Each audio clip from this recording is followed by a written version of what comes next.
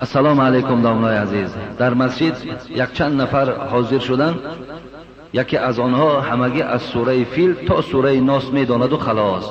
این هم باشد به تجوید. آیا پیش در آمدن یعنی امام شدن این آدم ممکن است؟ اگر همین آدمی که از سوره فیل تا سوره ناس از یاد میداند و تجوید نمیداند، مقصد قرآن به ترتیبش خواندن نمیتواند و قومش مثل خودش همین خیلی آدمی نادان هستند، بی سواد هستند. آدمی بی سواد و بی علم با آدمی بی سواد اقتدا کنه درست است. در حالت نماز شما درست نمی شود که اگر اونجا عالم باشد و یا پیش نگذارید. حاضر هست که مثال آدم دارد عالم ای پسش نماز خونده است، بی سواد پیش می دارد عالم ای پسش نماز خونده است. اگر انا همین خیل باشد نمازتان درست نمی شود. لیکن اگر امام بی سواد باشد قوم بی سواد و بی سواد اقتدا کردن گیرد درست می شود. لیکن عالم اهل فهم و بی سواد اقتدا کنه نمازش درست نمی شود.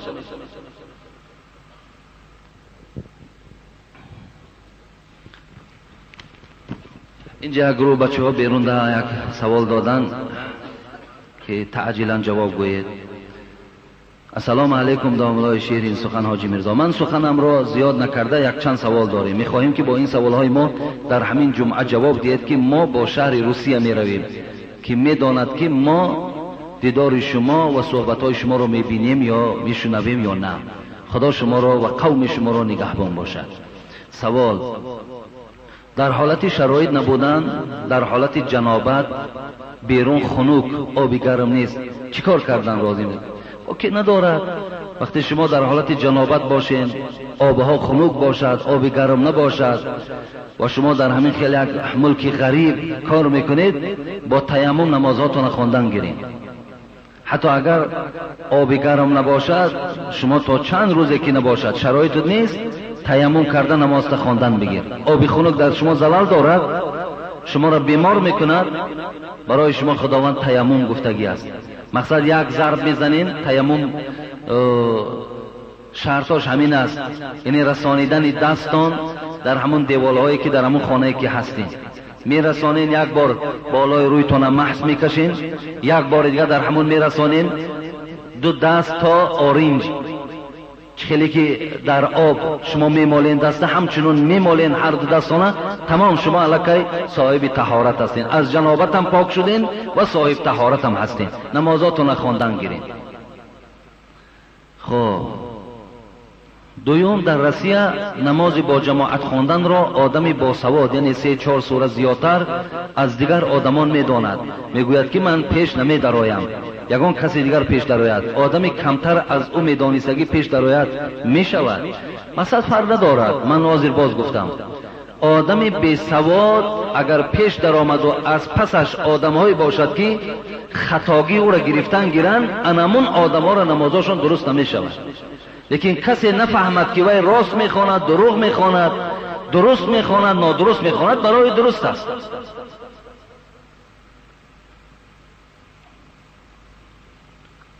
دیگر سوال: در حالت 1.5-2 سال در روسیه ایستادم، یگان زن را نکاح کرده گیری نمیشود که بسیار عذاب میکشید. اگر شما گوید که روزه گیر در این ملک غریب نمیشود، سلامتیت را بای میدهی. ببخشید داملا، یگان سخنی نادرست گفته باشم و در حق ما مخلصان دعا کنیم که به شهر دور می رویم. زن گرفتن از روسیه جایز است برای آدم مسلمان. اگر زن کتابی باشد، زنی که با همون دینی خودشان باوری دارند، و در نکاح در آوردن درست است. دادر عزیز درست است و یگان گناهی ندارد. فقط امروز بدبختیش در همین است که از روی گفته هایی که در گوش ما میرسد، وقتی که شما زنی روس میگیرین، ما تحقیر نمیکنیم هیچ ملت. این تحقیر نیست. فقط در حیات دیدیم که میگوید از دست بچه ها پاسپورتاشون میگیرن، دیگر اونها را به سوی خانه آمدن نمیمانند.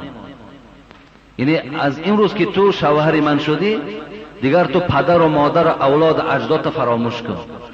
اگر این خیل باشد شما راضی نشوین دادر عزیز، هیچ وقت راضی نشوین. این بسیار بیناموسی هست، بسیار بدبختی هست. لیکن اگر غیر این، اگر کدام اونها راضی شوند، با خبرگیری از پدر و مادری تو، با خبرگیری از اولاد اجدادت، میلش دنگیر با کی نداره.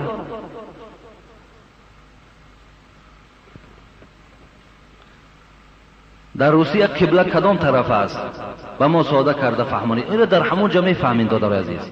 اگر روین انشاءالله در روسیه هم مسجدهای زیاد، مسلمان ها در اونجا خیلی زیادن، اونجا هم خیلی آبادی است. و این خاطر شما در همونجا رفته پرسین، برای شما البته بیان میکنن، لیکن ندانستین همه یک طرف برای خود قبله گوین خواندن گیرین. وقتی هیچ شخصی را نیفتین که شما را قبله نشان دهد، همه یک طرف برای شما قبله است، خواندن گیرین درست میشود. لیکن در این بین پرسیدن گیرین. اگر نپرسین و خوانین نمازتون درست نمیشود.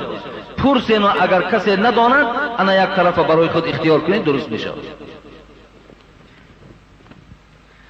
السلام علیکم بابای حاجی مرزا، خدا شما را نگه دارد. از شما میپرسم، شما در یک جواب برادر و خواهر اسلامی گفته بودید که زن صالحه در دست مرد بیجاگرد، عرقنوش، بنگی، زیناکار زندگی درست نمی شود، یا اینکه برعکس حال مرد صالح در دست زنی بیجاگرد، پس چی می شود زندگی پیغمبران حضرت نوح، حضرت لوط علیه السلام که در خاندان اونها زن و پسری بیجاگرد بودند، یا زن فرعون.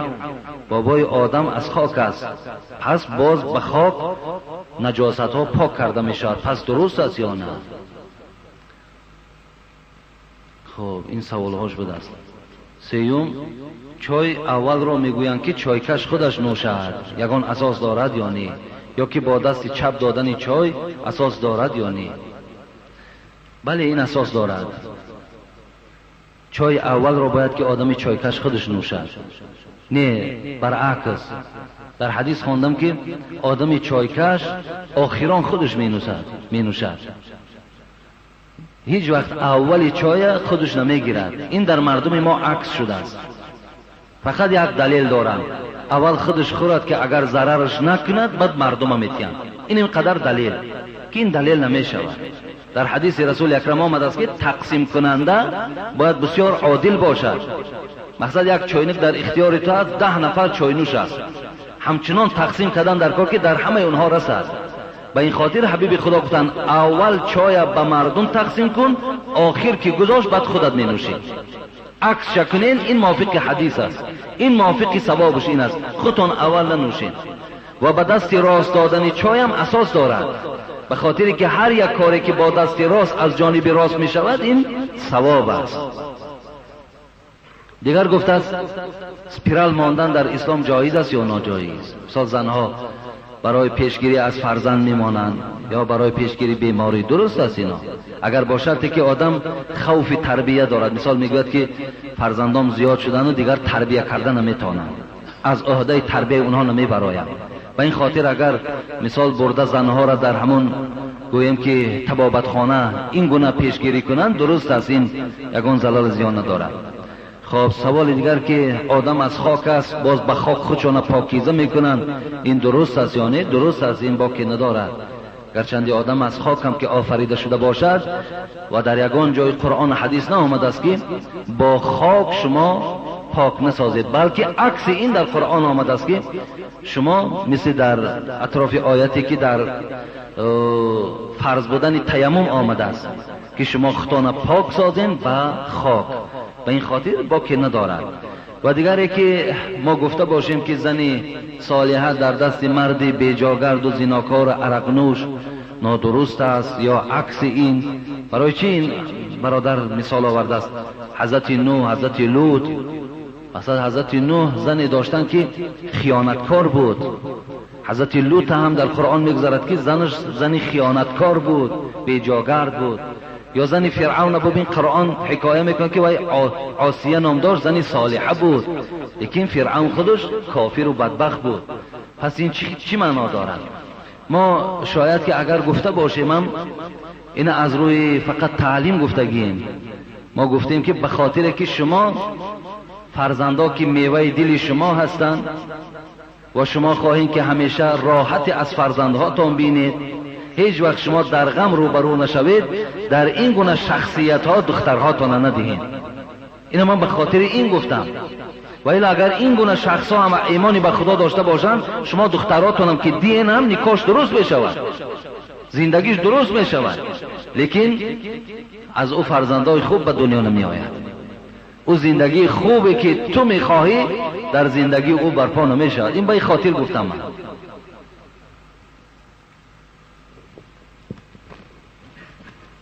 السلام علیکم داملا حاجی میرزا. ما یک گروه جوانان مخلصی دائمی شما از شهر دوشنبه با سوال ما امروز حتما جواب گویید. سوال: هنگام برگشتن حاجیان از خانه خدا، هنگام پیشواز گرفتن گل دسته می دهند یا پایانداز می پرتایند، ممکن است یا نه؟ باکی ندارد. وقتی همین حاجی ها که از سفر آمدن، ما با گل دسته پیشواز گرفتنی اونها یا برای اونها یگان پایانداز پرتافته برای پیشوازی یک حرمت است، این زلال زیانی ندارد، یگان گناه هم نیست. وقتی که من نماز بامداد میخوانم در ساعت 6:15 رفیقان من میگوید که درست نیست، برای آن که من بر وقت به کار میروم. درست است در 6:15 نماز بامداد تخوانی و از پای کار اگر داشته باشی درست است نماز بامداد. هنگام طهارت کردن یا نماز خواندن از بدنم کیر میبراید، خودم خجالت میشوم. نماز خواندم قبول است یا نه؟ قبول است. خدا شما را شفای کامل دهد. قبول است برادری. این درد است ان شاء الله از وجود شما دور میشود. این درد حتی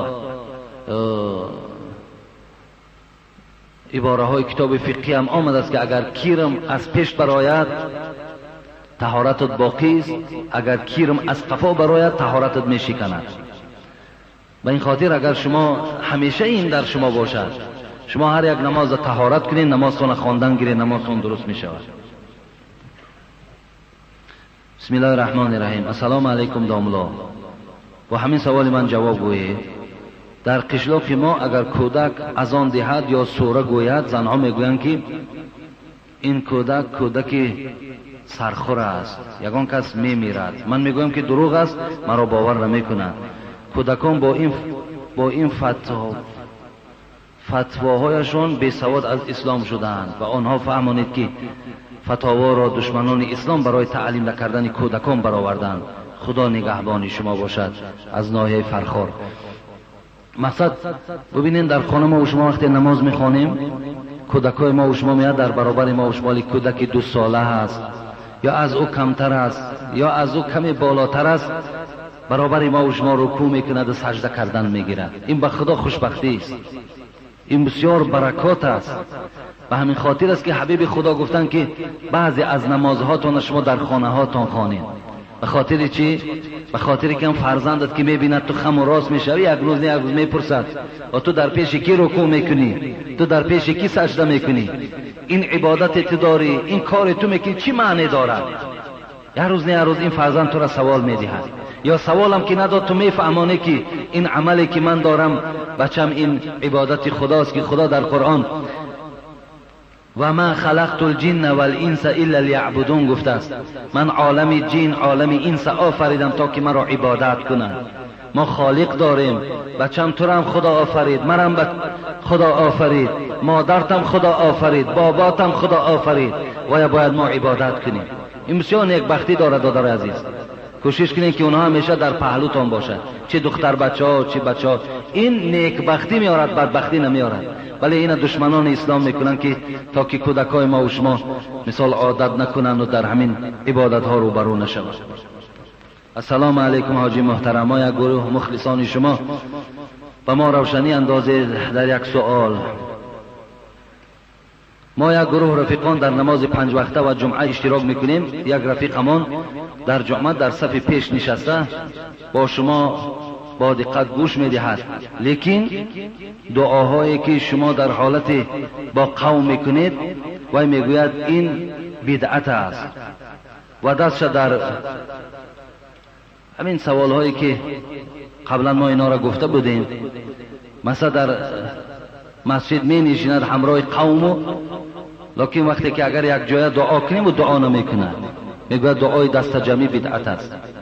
یا در چهرهش دستش نمیمالد، میگد ممکن نیست. بیاید شما ما را گوش کنید، اونها را گوش نکنید دادر عزیز. هرچی اونا میگوین گفتن گیرن آخر. شما اگر سوال بر من داده باشین، مراجعتی بر من دارین، از من میخواهی که فتوا گیری، من برای تو میگویم که دعای دست جمعی سنت است. شما دست جمعی دعا کنید، دستاتون در رویهاتون مالید، اینم سنت است. دعای دست جمعی، برای دعای دست جمعیش همین است برادرای عزیز، که ما و شما یک جایه وقتی دست میبرداریم دعا میکنیم. همینم میگم بدعت. این بدعت نیست بلکه سنت است. به این خاطر حتی همین بین خودش بسیار یک معنی خوب دارد. دست جمعی، همین یک جمعیت، یک دست جمعی ما و شما چی فایده کلان دارد؟ همگی ما و شما وقتی که آمین میگویم، وقتی دعا میکنیم، من از بین به سوره بقره میرسیم. خدا در سوره بقره میگوید که اعوذ بالله من الشیطان الرجیم فاذکرونی اذکرکم. بین خداوند میگوید ذکر کنید مرا ای بندگان من. شکل جمع استفاده میشود. اذکرکم، یاد میکنم شما را. شما همگی مرا یاد کنین، من شما را یاد میکنم. اینم دلالت به دعای دست جمعی دارد. یا ببین حدیثی والله اعلم مسلم است، لا یقعد قوم، ببینید، لا یقعد قوم یذکرون الله عز وجل. حبیب خدا گفت وقتی قوم جمع میشوند و یک جای خدا را یاد میکنند، الا حفتهم الملائکه و غشیتهم الرحمه و نزلت علیهم السکینه و ذکرهم الله فی من عنده. اینم حدیث صحیح است. والله اعلم یا مسلم از یا ترمذی روایت کرده است. حبیب خدا میگه وقتی قوم جمع میشوند و یک جای دست میبردارند و دعای به سوی خدا میکنند، این زمان ملائکه های رحمت شما را فرا میگیرند. رحمت الهی از بالای سر شما میریزد. در دلهای شما آرامش پیدا میشود و نام شما را خداوند در نزد ملائکه هاش میگیرد. اینجا هم قوم ذکر شده است. به این خاطر انشاءالله شما دادرای عزیز دعا کنین. در رویاتون مالیدن هم در سنن ترمذی آمده است. اگر چنده که سید صابی خدا رحمتش کند در فقه السنه، در کتاب فقه السنه در باب دعا، این خیلی عالمی برجسته است، خیلی آدمی برجسته است، کتاب دارد. امروز عالم اسلام کتاب فقه السنه سید صابی میخواند. اون کس میگوید که مالیدن در روی اگرچنده که از طرقهای ضعیف روایت شده است، لیکن با سبب آنکه زیاد روایت شده است این حدیث حکم حسن دارد. مقصد این حدیث حدیث حسن است، شما معامله کنید درست است با که ندارد. برای همین دادرای عزیز شما حق ندارین که هر چیزی رو که از پیش خودتون بدعت گفتن گیرید. بدعت انسان به ضلالت میبرد، صاحب ضلالت در دوزخ است.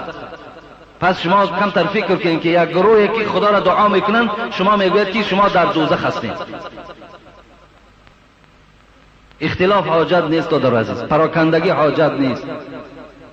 ما شکر خدا امروز در پیش ما کتابی بسیار داریم. دادرای عزیز هر چیزی که شما را آزار میدهد ما در مراجعت کنیم، من برای شما با دلیل هایی که در کتاب ها هست، همین کتاب های ما هم کتاب های همون هاست، کتاب های اونها هم کتاب های ماست. فقط فرق در همین شاید باشد که اکنون چخیل از سالی آدم نو اگر یکی به یگان کتاب و یگان حدیث روبرو شود در او برای خودش نشان دادن، بعد هر چی که خواهد گفتن میگیرند.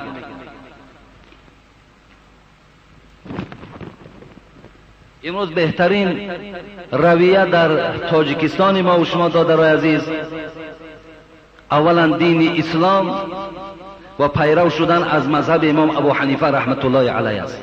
هیچ تفریقه و هیچ اختلاف انشاءالله بین ما و شما نمی شود.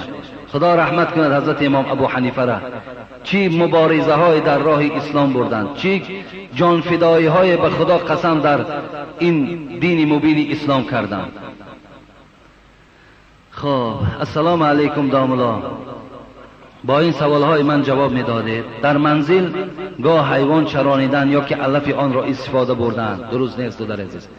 یعنی کسی در منزلگاه حیوان، اینه در کتاب فتاوای خلاصه هم میگوید که شیر همون گاوی که از منزل میچرد شیرش حرام است، شیر و استفاده بردن حرام است.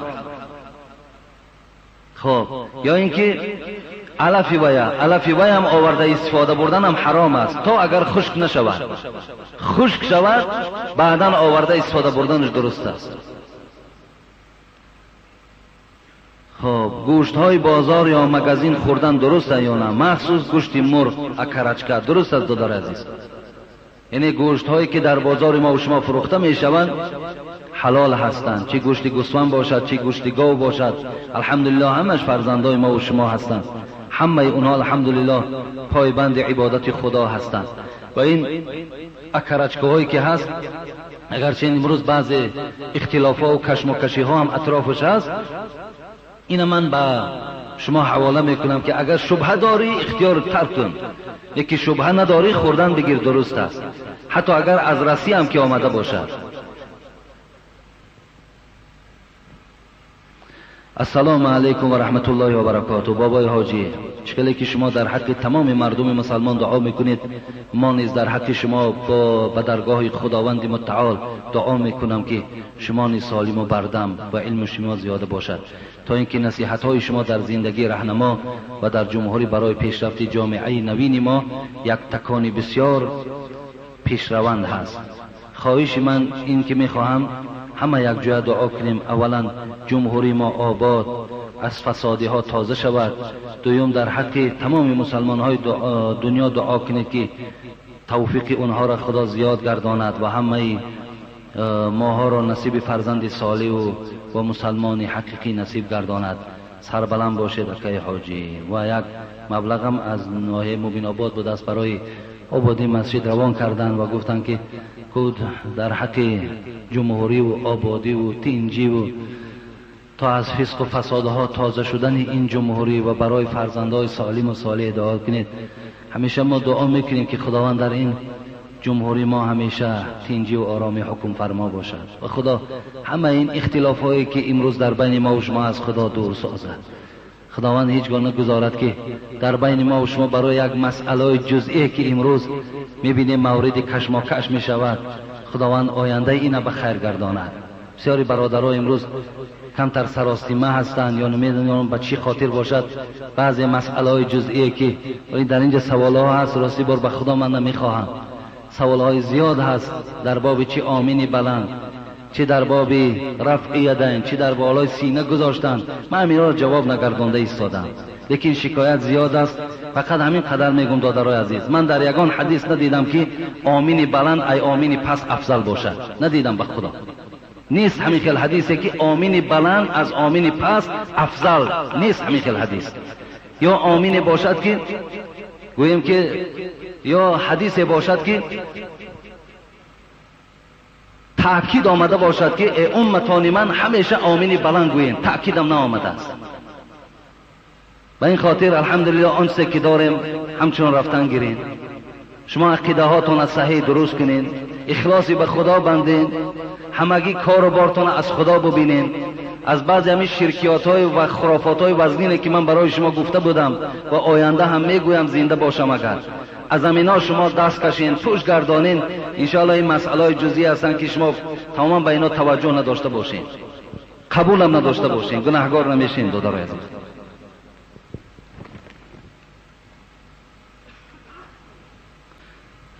السلام علیکم داملای محترم. من یک مسلمان دختری معلومات دار می باشم که مرا با سبب سطر داشتنم در یگان مؤسسه دولتی انقدرش مکتب اجازت کار کردن نمی دهند. می دانم که دعوای بسیار فایده ندارد. پدر و مادر و اطرافیان به من برای این عملم پیوسته طعنه و ملامت می زنند.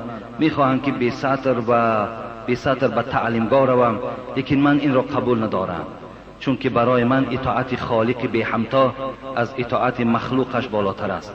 در خانه نشستن هم برایم دشوار است، زیرا که من علم عالی دارم. میخواهم که مهنت های کردم بی نتیجه ماند. از شما خواهش میکنم برای بهبودی من دعا کنید. خداوند این خواهر بازم توفیقش زیاده گرداند و فکر میکنم که از بی ستری و بی حیایی همون خانه در فرزنداشان تعلیم دهد، این از همه بالاست. میلش معلومات عالی داشتنت خدا خیر دهد، علم داشتی، سواد داشتی که به این فهم این سخن رفتی، و الا بی علم و بی سواد می شدی، هر کس را اگر امر میکرد پرتو روی مالتا مقصد پی دنیا را گیر می پرتافتیش می رفتی. لیکن خدا که توفیق و هدایت داده است، انشاءالله اون فرزندات هم تعلیم کن، خودش وای مکتب است، بهترین مکتب است. لیکن هیچ وقت راه ندهین، راه ندهین، هیچ وقت لباستان گم نکنین. کوشش کنیم ما و شما. ما الحمدلله مسلمانیم، دعوای اسلام داریم. این فرمان الله هست، فرمان حبیب اوست. برادر عزیز و گرامی، اگر چند خیلی موضوع وزنی هست برای گوش کردن بعض شخصیت‌های بیرون از مسجد ما و شما، مشکل است برای اونها گوش کردن درباره وقتی که یک داملا درباره سطر اگر صحبت کنه یا درباره رویمال انداختن صحبت کنه، حالان که این سر به سر به فایده همین جامعه ما و شماست، به فایده دین ما و شماست. این یگان زلال زیانی نداره. ما کوشش میکنیم میلش اگر چنده که اونها هم کوشش کنن که اینها باید که بی ستر و بی حیا باشند، ما نیز کوشش کنیم که باید با ستر و با حیا باشند. این مبارزه است، این مقابلیت است. بسم الله الرحمن الرحیم. السلام علیکم اکای حاجی میرزا، خداوند شما را نگهبان باشد. من از شما یک سوال را جواب میپرسم. من در صنف 8 بودم، در کوچه ما یک گروه آدمان روس زبان ها ما را درس میدادند. ما اول نمیدانستیم، آنها ما را از دین جدا میکردند، لیکن ما را یک موی سفید از این راه ناحق برگردانید. آنها ما را درباره حضرت عیسی یعنی خریستیانی و ما را هدیه میدادند، پوشاک میدادند و ما را گفتند که این چیزها حرام هستند. ما حاضر 5 پسر این کار را پرتافته و نماز میخواهیم. آیا ما مسلمان هستیم یا نه؟ الحمدلله شما که از این راه نادرست برگشتین و پایبندی باز 5 وقت نماز که شدین، انشاءالله شما الحمدلله مسلمان هستین. لیکن اگر شما همون پایبندی همون خریستیان هایی که امروز شما را به هدیه و به لباس و به گویم خوراک تأمین میکنن، شما پایبندی اونها میشوین، لن یقبل منه و هو فی الاخرة من الخاسرین. خدا گفت بغیر دین اسلام هیچ دین از شما قبول ندارد. کسی در این دنیا زندگی دارد لیکن غیر دین اسلام دیگر دین پیرو می شود، خداوند گفت تو از جمله زیانکارها در روز قیامت هستی. بغیر دین اسلام هیچ دین در نزد خدا هیچ قدر و شرف و قدر ندارد. یگانه دینی که خدا در قرآن میخواند ان الدین عند الله الاسلام، یگانه دینی که در نزد خدا منزلت و شرف دارد این دین اسلام است. و این خاطر دادر از اگر پایبند این میشدی شما گمراه بودین و از جمله زیانکارها و از جمله اهل دوزخیان در روز قیامت بودین. هیچ وقت دادرای عزیز پایبند نشوی. ما گذشتیم از همون خوراک و لباسایی که یک موقت شما را تأمین میکنن و اونها امروز همون مرکزی گویم که ضعیف بودن ما و شما را فقط در خوراک یافتند. میدانند که بنده های خدا امروز تن پرور شدند، محتاج پول هستند، محتاج خوراک هستند، محتاج شرایط هستند. با این شما را گمراه میسازند پایبند دین خودشان و شما زود است که این دنیا را ترک میسازین، در پیش خداوند از جمله زیانکارها میشوید. ما انشاءالله باید همه سختی ها را دادرای عزیز تحمل داشته باشیم. همه سختی ها را، همه مشکلات هایی که دارید تحمل کنین دادرای عزیز، لیکن دین تا عوض نکنین. و خدا قسم به آبروترین ناکسترین انسان آن کسی هست که امروز دین اسلام ندارد. به این خاطر شما از جمله اونها نشوید.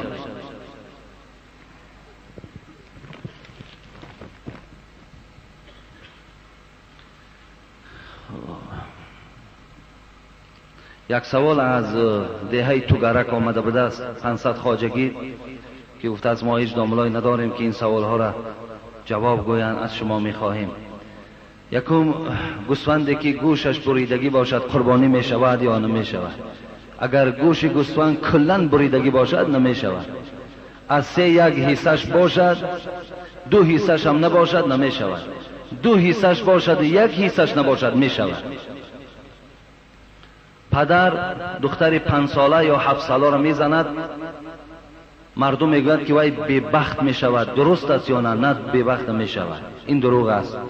یعنی دخترهای 5 ساله، 7 ساله، 10 ساله، 15 ساله اگر بی آدابی کردن، نافرمانی کردن، پدر و مادر حقوق دارد که اونها را آداب دهد، لیکن اونها بدبخت نمیشوند. بخت اونها در دست الله است. خواه بدبختش میکند خواه نیکبختش میکند، این خدا میکند. زدن آداب دادن پدر و مادر نمیکند.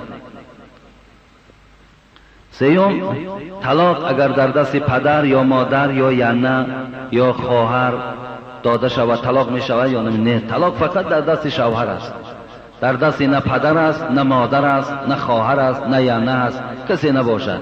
در مردم ما و شما عادت شده است وقتی یک جا سفرکی که شود بعد میگوید که من طلاق تو ای زن در دست یعنی پدرم است یا در دست مادرم است. مثلا یک همیخل همچون گویا که این یک احترام پدر و مادر باشد، لیکن هیچ وقت نه پدر نه مادر هیچ کس بغیر شوهر زن طلاق دادن نمیتواند. چهارم، ثبت شما را در کسیت گوش کردیم که شما اجازت دادین که قبرستانی که 40-45 سال میگذرد جایی از دست که بالای او خانه سازید.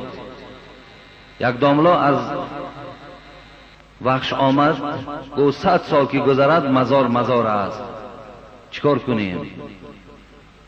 راستی من برای شما دلیل داملا نآورده بودم، نگفتم که فلان داملا میگوید. من برای شما دلیل آوردم که در کتاب خلاصة الفتوا در کتاب کراهیت آمد است که حواشیه او مجموعة الفتاوا هست. آمد است که 35-40 سال هر یک قبرستانی که از آخران مرده او میگذرد شما حقوق دارین که بالای اونها عمارت کنین. این فتوا از کتاب است. من برای شما داملا و بابای ایشان و بابای شیخ نگفتم. از این خاطر گوش کنید، کتاب شما را فتوا داده ایستاده است. گوش نمیکنین اختیار دارین.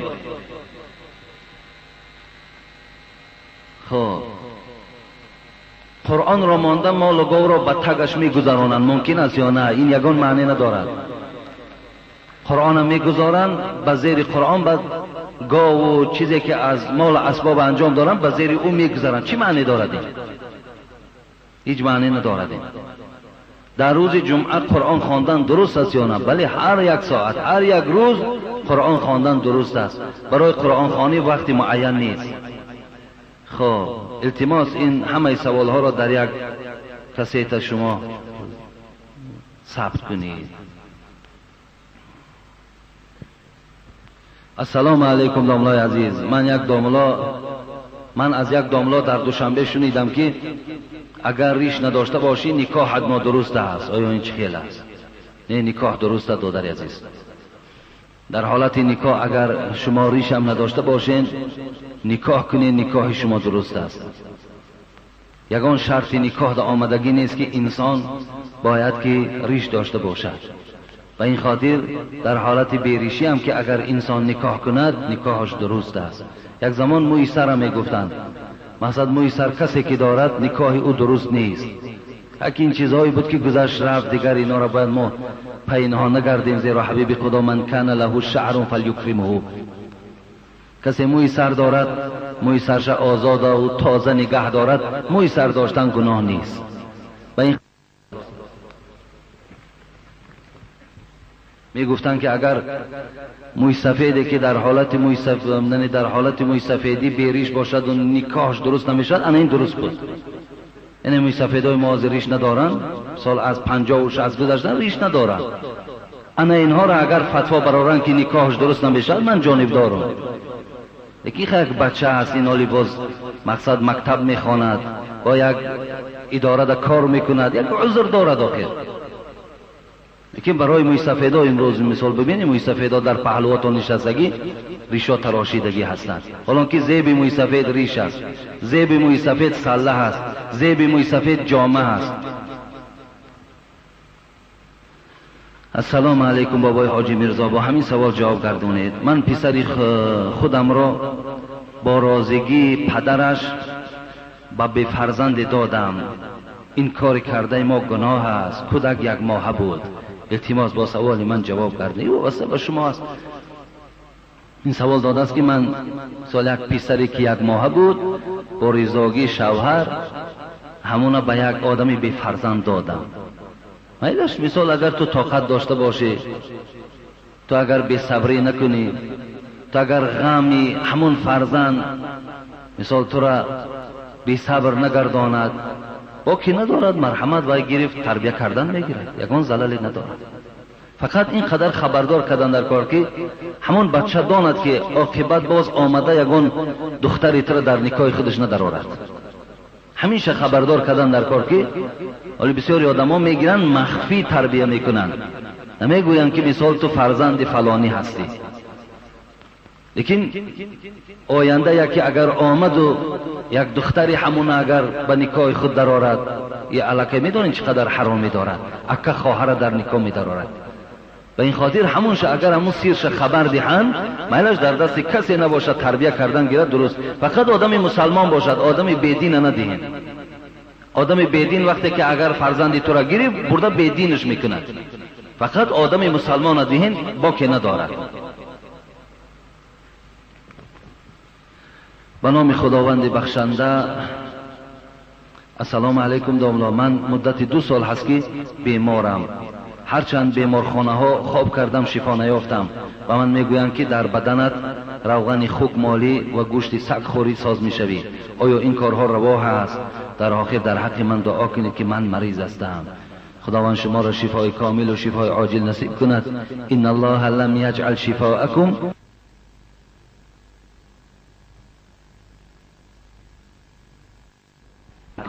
دادرای عزیز، شما یقین دانید که اگر کدام طبیب نباشد، فرق ندارد کدام طبیب کدام رتبه نداشته باشد، شما را اگر دلالت به خوردن چیزی حرام کند، بهترین طبیب رسول اکرم صلی الله علیه و سلم است که میگوید خداوند شفای شما را در آن چیزی که حرام گردانید نگذاشته است. و این خاطر شما از مال حرام شفا نمیابید. دادر عزیز، به این خاطر حلال کرده های خدا را استفاده برین. امروز شکر خدا این ببین گویم طبابت خانه های ما و شما، طبیبای ما و شما چقدر پیشرفت دارند. به این خاطر شما رفته در بیمارخانه ها طبابت کنین و به این چیزهای حرام هیچ وقت آواره نشوین که گناهکار میشوین. اجازت نیست دادر عزیز. فقط اجازه شد در کتاب های فتاوا میگوید که همه حلال های خدا را استفاده برین. اگر وقت شما شفا نیافتین، بعدا یک طبیبی که یقین داند که در همین استفاده همین مال حرام آدم شفا مییابد، همین حالت رخصت میدهند. همین را مباح میدانند، اینم حلال نمیگویند، مباح هست میگویند. حتی امروز بعضی داروها هم هست دادر عزیز، میگویند که برای حل کردن داروهای وجود داشته است که در ترکیب او گوییم که از خون خوب و از روغن خوب انداخته شده بوده است. و این خاطر همون داروها هم استفاده نبرین. شما پرسین، شما مسئولین که همون داروهایی که میگیرین پرسین که در ترکیبش چی داره. مثلا هیچ دارو به اسپیرت نمیشود، اسپیرت شما پروا نکنید، لیکن در مسئله گوشت خوک، روغن خوک یا از سگ یا از خرس، از چیزی که این درنده های حیوان باشد استفاده نبرید.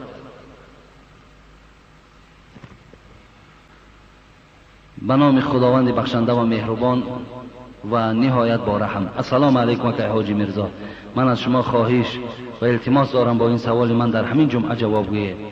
سوم عشر زمین را در مسجد صرف کردن ممکن است یا نه؟ و از شما خواهش دارم در حق مادر ما دعای خیر کنید تا که وی نماز خوان شود. خدا این مادرم پایبند نماز عبادت خدا گرداند و لیکن زمین پول عشر زمین در مسجد ندادن بهتر است. دادر عزیز، شما اینا در آدمای همون محتاج و مسکین و اولاد اجدادهایی که دارین همون دا برده تسلیم کنین، این برای شما افضل و بهتر است. و آخر دعوانا عن الحمدلله رب العالمین. انشاءالله جواب این سوال هایی که من خیلی سراستی من یک قسمش جواب گفتم، یک قسم دیگهش با در خانه هست برای شما. انشاءالله جمعه آینده اگر زنده و سلامت مانم میگویم و جمعه آیندهش خدا خواسته باشد از تاریخ حیات حضرت علی برای شما صحبت میکنم. دعا کنید. یک برادر محمد سعید اینجا یک 20 سامان دادن که در حقشان دعا کنیم خداوند هر آرزویی که دارد آرزوهاش خدای مهربان حاصل گرداند. از جنازه اکی محمود از خاریا یک مبلغ آمدن، خدای مهربان برادرم گرش پرنور و فرزنداش خدا توفیق و هدایت نصیب گرداند. در حق رستم جان، خدا رستم جانم قبرش پرنور گرداند و روضه از روضه های جنتش گرداند و صبر جمیل در دل پدر و مادرش خداوند مستحکم نگه دارد. برادرمان زبردستم برای تعلیم علم سفر دارند. خدا این زبردست همراه پدرشونم وکیل امراه خدا از کل آفت در حفظ امانش نگه داره و خداوند این سال تعلیمشم تعلیم خوب گرداند. در حق پدرم دعا کنید که خدا او را هدایت نماید. یک مبلغ دادن خدای مهربان این پدری که این فرزند میخواهد هدایت یابد، خدایا هدایت کننده هم خودت هستی، گمراه کننده هم خودت هستی. خدای مهربان این پدر را هدایت بفرمایی. برادر قربان که یکی از برادرای ما گفتن در حق من دعا کنید که هم بیمار هستم و هم یک نیتی در پیش دارم. خدای مهربان در بیماری این برادر ما قربانم شفای کامل نصیب گرداند و آن آرزو و هوس هایی که در دل دارد خدای مهربان همه آرزو و هوس هاش خداوند حاصل گرداند. آمین یا رب العالمین. در حق کسانی که در صندوق خیر کردند در حقشون دعا کنید.